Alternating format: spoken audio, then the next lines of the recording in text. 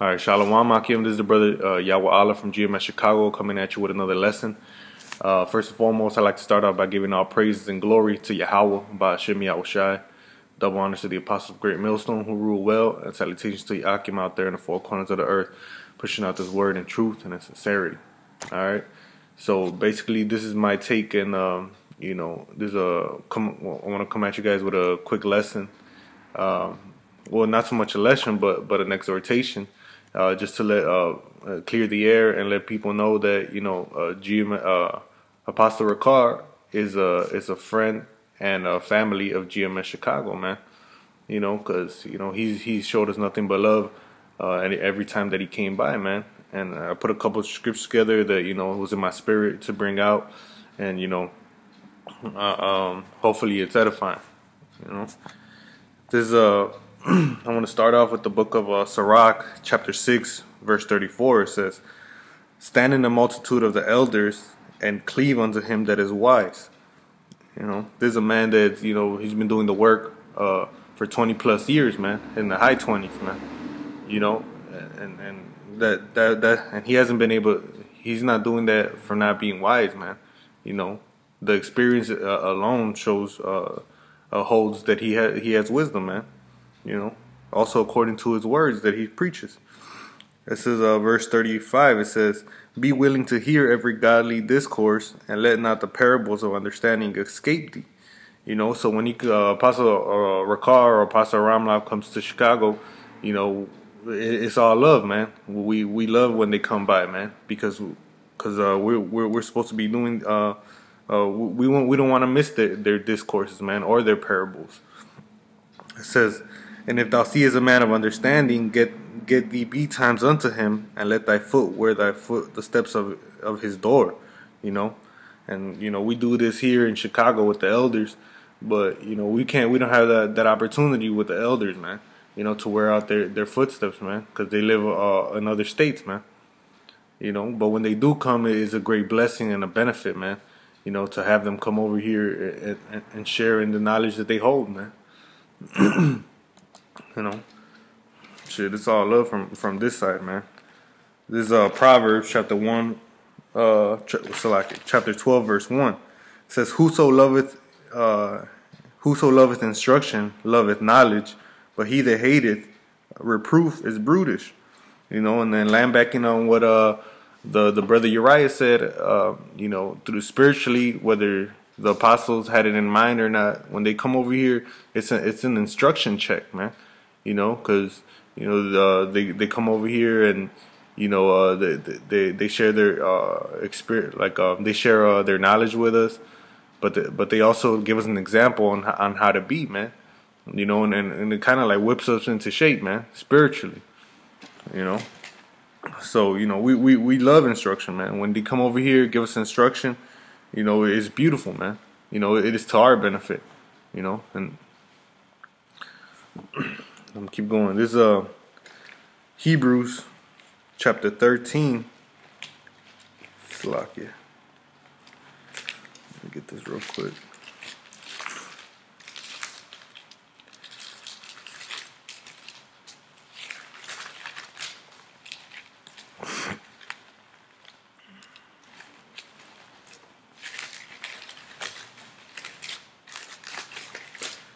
This is Hebrews chapter 13 verse 7. It says, "Remember them which have the rule over you, and who have spoken unto you the word of Yahweh," because that's what the elders do. They preach the word of Yahweh Ba'ashem Rawchaa, which is the scriptures.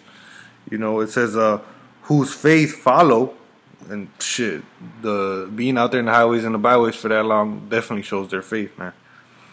It says, "Consider the end of their conversation." So this is this is exhorted unto us that we should consider the end of their conversation. So guess what, man? Anytime I get a chance to listen to the apostles, man, guess what? I'm gonna take it, man, because you never know what golden nugget they're gonna drop, man. You never know what new understanding you're gonna get off the scriptures just by listening to them, man. You gotta consider, man. We'll keep going on. This is Proverbs chapter 1 Verse 5, it says, a wise man will hear and will increase learning, and a man of understanding shall attain unto wise counsels. You know, and that's the key to this thing, man. We're trying to get wisdom again. We're trying to get understanding. You know, and the way and the apostles being around, that's a great benefit, man. That takes part in this, man. Taking heed unto wise counsels. You know, increase in learning, man. It says a wise man will hear, man. You know, and we know that these apostles and elders, they've been diligent in this word, man. So who better to have around to learn, man? You know, and also with that, you know, I want to clear up, man, that, you know, when they come, us like sending tithes, and when they come by and we help them out with food or whatever, man, that's no problem at all, man. You know, and we're more than gladly to do that, bro, because guess what, man? They're feeding us this wisdom and understanding. You know, what great thing is it that we feed them the carnal things, man. That's nothing, bro. You know, nothing compared to the wisdom of Yahweh B'Shem Yahushua. And we're gonna go through the scriptures and we're gonna prove that, man. Because if you're in the right spirit, you know, you'll take heed to that, because it's all in the scriptures, man. It's not no new thing, man. This is First Corinthians chapter 9 verse 7. It says, Who goeth a warfare any time at his own charges? Who planteth a vineyard and eateth not of the fruit thereof? Who feedeth a flock and eateth not the milk of the flock? You know, who does all this work and doesn't reap the benefits of it, man? It says, say I these things as a man, or saith not the law the same also? You know, because this is written in the law too. Verse 9, it says, For it is written in the law of Moses, Thou shalt not muzzle the mouth of the ox that treadeth the corn. Does the Most High take care of the oxen? You know, because here it is, you know, the apostles, they've been laboring in this truth for us, man, that we may get this wisdom and understanding and increase, man, that we may be able to teach other people, man. You know, and so what, man? So what if if they're benefiting from tithes and shit? You know, they put in the work, man. This is in the law, man. This is verse 10. It says, or saith he it altogether for our sakes? For our sakes, no doubt. This is written, that he that ploweth should plow in hope, and that he that thrasheth in hope should be partakers of his hope. If we have sown unto you spiritual things, is it a great thing if we reap your carnal things? It's not a great thing, man. It's simple, man. You know, because this wisdom is esteemed better than fine rubies, man.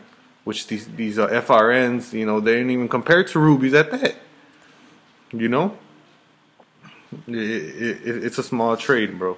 It's a small trade, and those who are spiritual would be more than willing to do it, man. It ain't no big thing at all, man.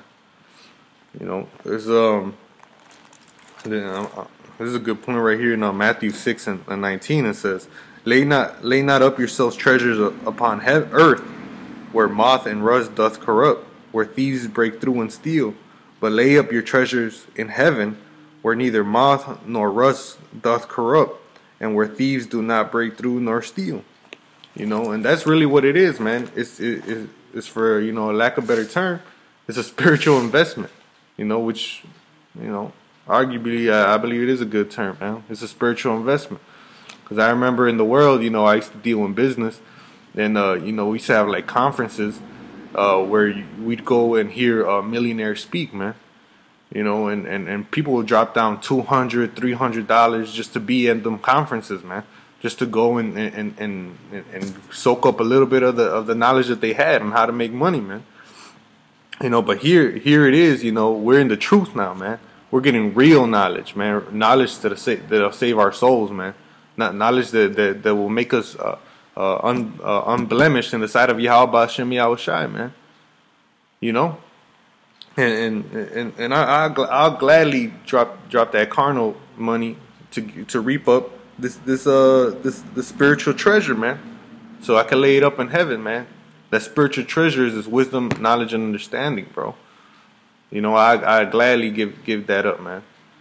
You know, shit. If so much, you know, these peons do it out in the world for you know, for these millionaires, man. How much more should we do it when we're hearing the truth, man? Getting real ass knowledge, man. It's real simple, man. And whoever don't see that, man, it's just because it was not given unto him, man. They can't understand it. You know, and I just want to close up with this last scripture right here in Sirach chapter 29 and verse 10. You know, it says, lose thy money for thy brother and thy friend, and let it not rust under a stone to be lost. You know, and like I want to reiterate, you know, the Pastor Rawchaa is family and his friend to GMS Chicago. So, you know, it's even written here, man. You know, it's not a problem at all. He's our friend. You know, he came over here and he taught us. You know, he didn't hold nothing back, man. You know, he was more than willing to give us this fruit. You know, so we count him our friend, man, like Yahushua. You know, like how Yahushua said to his disciples, he not shunned to he didn't hold back nothing, man. He told us everything that was revealed unto him from the Father he revealed unto them, man. And that's the same thing Apostle Rawchaa and all the apostles doing to us, man.